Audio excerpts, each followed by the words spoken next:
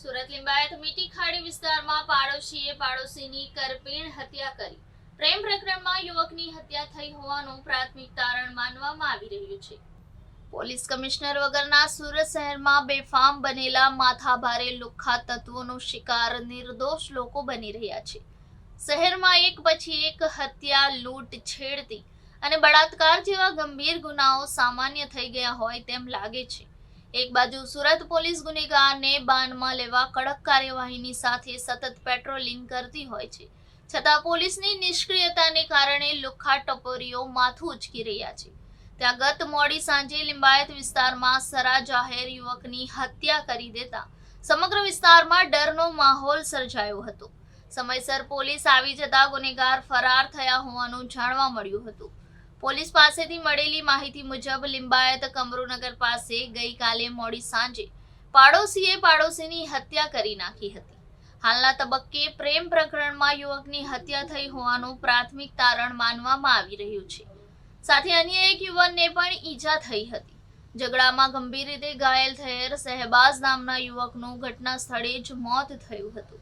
આ અંગે લિંબાયત પોલીસે હત્યાનો ગુનો નોંધી આરોપીને પકડવા તજવીજ હાથ ધરી છે.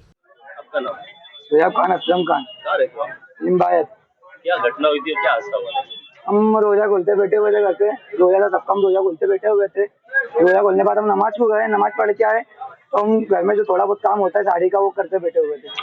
बाद में बोले मैं आ रहा हूँ, बाहर गया तो क्या मालूम क्या आवाज एक आवाज आई बाहर से, क्या झगड़े हुए। तो हम बाहर भागे देखने के लिए। उससे में दो लड़के मेरे भाई को मार रहे थे। वो लड़के और कोई नहीं, मेरे घर के सामने वाले समीर और अरमीन। हम जब तक अपर पहुंचे लोग दोनों भाई भाग चुके थे। वहां से मेरे भाई को बहुत ज्यादा लगा हुआ। कितने बजे की घटना है?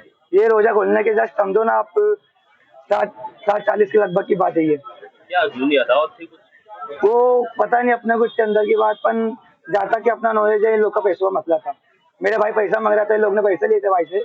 भाई बोल रहा था भाई पैसे दे दो, मैं रमजान आ रहा है, ईद का खरीदी करना है हमको, मेरे घर फैमिली में कपड़े लगते भरा हुआ। तो लोग ने सीधा मना कर हमको पैसा नहीं देना। छोकरी की मैटर की बात आ रही है। ये छोकरी का मैटर दूर दूर की बात नहीं है। वो छोकरी का मैटर क्यों करेगा, उसको की जरूरत है क्या?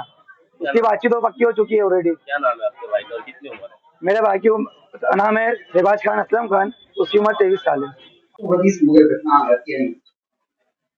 આજરોજ લિંબાયત પોલીસ સ્ટેશન વિસ્તારમાં નુરાની મસ્જિદની પાસે આશરે રાત્રિના 9:15ની આસપાસ એક બનાવ બન્યો હતો, જેમાં એક ભોગ બનનાર વ્યક્તિ જેનું નામ શહેબાઝ ખાન છે, એના મિત્રએ એની આસપાસ રહેતા એક વ્યક્તિએ એની ચપ્પુના ઘા મારીને હત્યા નિપજાવી હતી. જે અનુસંધાને પોલીસે ગુનો નોંધી અને આગળની કાર્યવાહી શરૂ કરેલ છે.